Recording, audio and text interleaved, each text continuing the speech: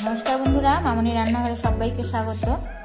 आज के तैरी करब जाफरानी पनीर। तार जोन्नो पनीरटाके এইভাবে কেটে নেওয়া হচ্ছে।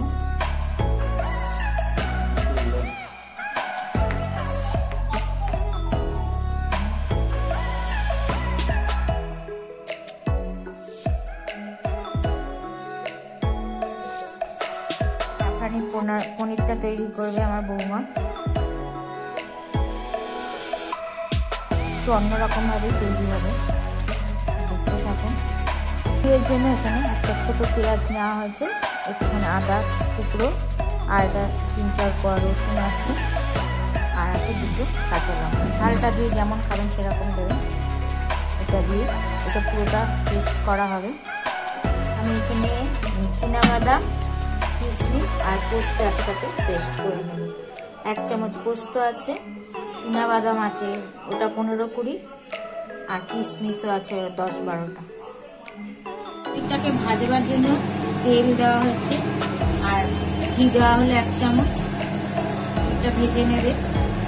এখানে জলটা গরম করে রাখা আছে, পনিরটা ভেজে তুলে নেবে।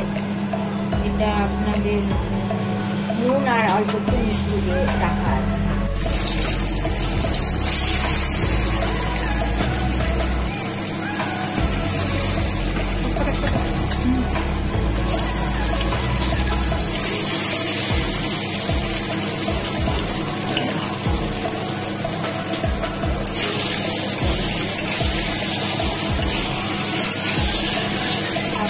ভেজানো রয়েছে,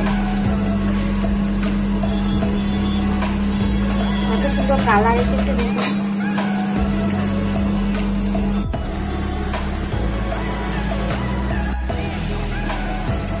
পনিরটা প্রায় ভাজা হয়ে এসেছে, তুলে নেবে।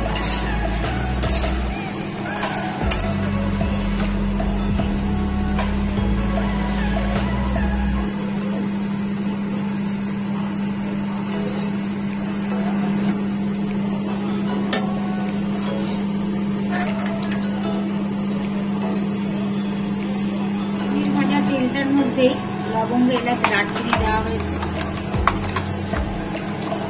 এবার পনির ভাজা তেলের মধ্যে ফোড়নে দিয়ে দিয়েছে দারচিনি, লবঙ্গ, এলাচ, আর তারপরে দেওয়া হলো পেঁয়াজ, রসুন, আদা আর লঙ্কা বাটাটা। ভালো করে মশলাটা কষাতে হবে।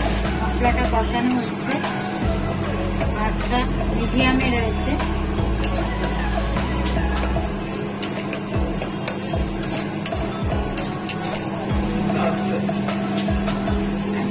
গোলমরিচ গুলো দেওয়া হলো, আর দেওয়া হলো কাশ্মীরি লঙ্কার গুঁড়ো 1 চামচ।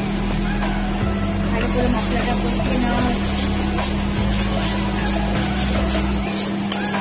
মশলাটা কষা হয়ে গেছে, তেল বেরিয়ে গেছে। এবার দেওয়া হচ্ছে বাদাম, কিশমিশ আর পোস্তটা।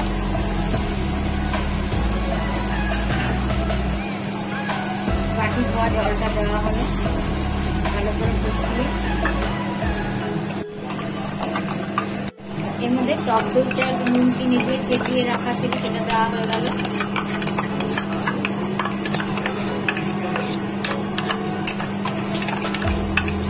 এক চামচ টক দই দেওয়া হলো, বেশি। আচ্ছা, এর মধ্যে আরেকটু টমেটো সস দেওয়া হয়েছে, ভালো করে কষানো হবে। দইতে 1/2 চামচ চিনি দেওয়া হয়েছিল, এখন 1/2 চামচ দেওয়া হয়েছে। সামান্য নুন দিতে হবে। এবার পনিরগুলো জল থেকে তুলে দেওয়া হলো।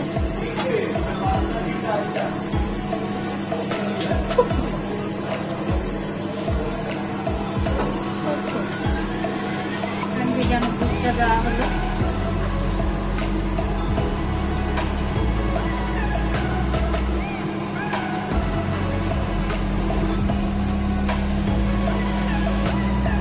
গরম মশলা দেওয়া হলো একটু উপর থেকে, দিয়ে জাফরানি পনিরটা নামানো।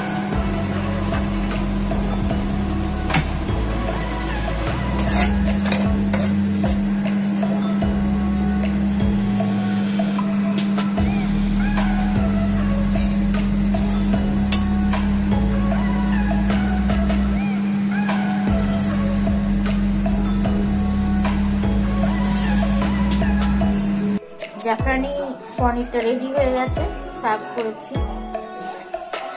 আপনাদের অবশ্যই ভালো লাগলে লাইক করবেন, কমেন্টস করবেন, শেয়ার করবেন। ভিডিওটা দেখার জন্য ধন্যবাদ।